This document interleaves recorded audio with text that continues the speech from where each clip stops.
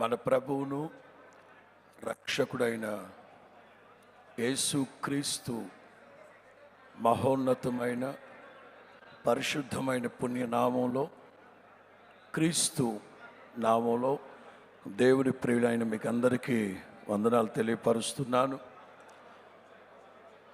3 రోజుల క్రితం ఉదయం 9:30-10 గంటలప్పుడు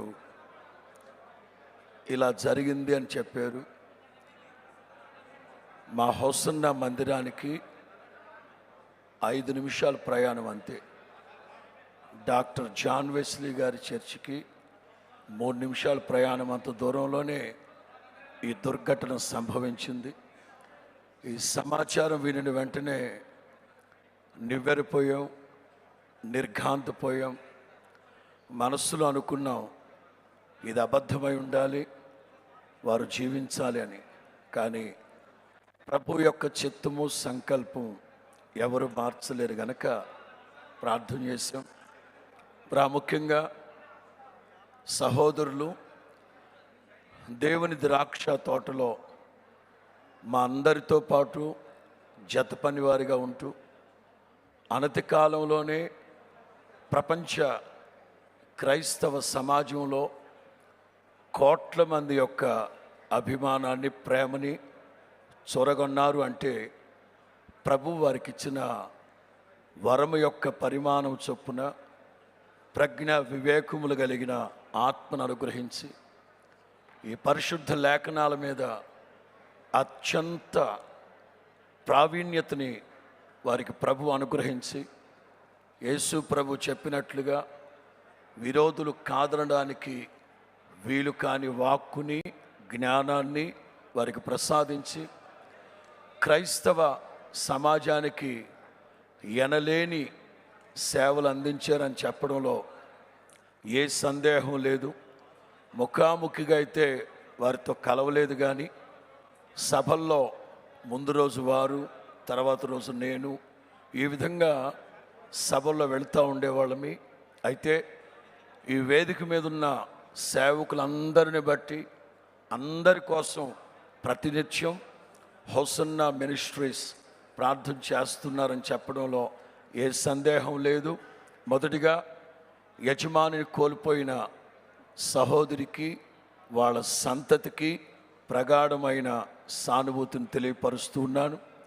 మనకున్న ఒకే ఒక్క శుభప్రదమైన నిరీక్షణ, ప్రభు ప్రత్యక్షమైనప్పుడు వారు, మనము వారు అందరము కలిసి యుగాయుగములు ప్రభువుతో నిలిచి ఉండబోతున్నాం.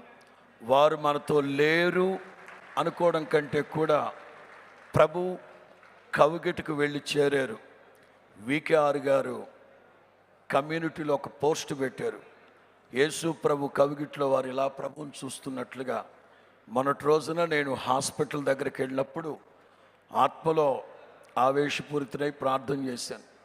స్టెఫన్ గనక హతసాక్షిగా మార్చబడుతున్న సందర్భంలో తండ్రి కుడిపార్శ్వమందు కూర్చోవలసిన ప్రభు లేచి నిలవబడి ఉన్నారట.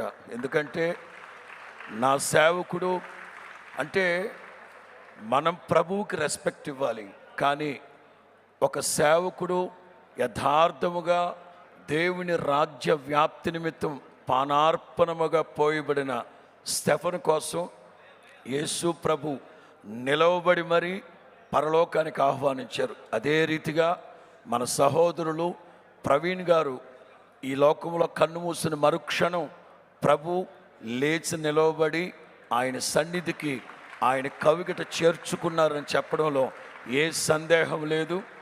ఆ క్రైస్తవ సమాజం మరింత ధైర్యముగా, మిక్కటమైన ఐక్యత కలిగిన వాళ్ళమై మనమందరము ఒక్కటే అనే సంకేతం ఇది మొదలుకొనైనా ప్రపంచానికి మనం తెలియపరచగలిగితే ఈ ప్రభంజనం ఎదుట ఏ పాతాళపు పునాదులు కూడా నిలవబడలేవనే సందేహమే లేదు.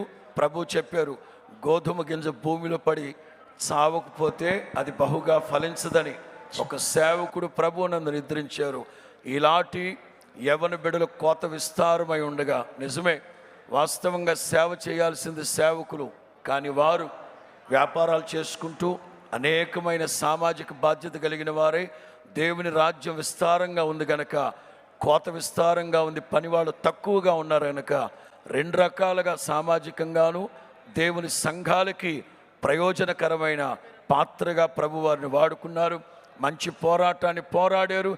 నిశ్చయముగా నా తండ్రి వాడబారని కిరీటముతో వారిని అలంకరించి పరలోకంలో మనందరి ముందు ఆయనని ప్రశంసించును గాక. సమయాన్ని అనుగ్రహించిన పెద్దలకి ధన్యవాదాలు తెలియపరుస్తున్నా.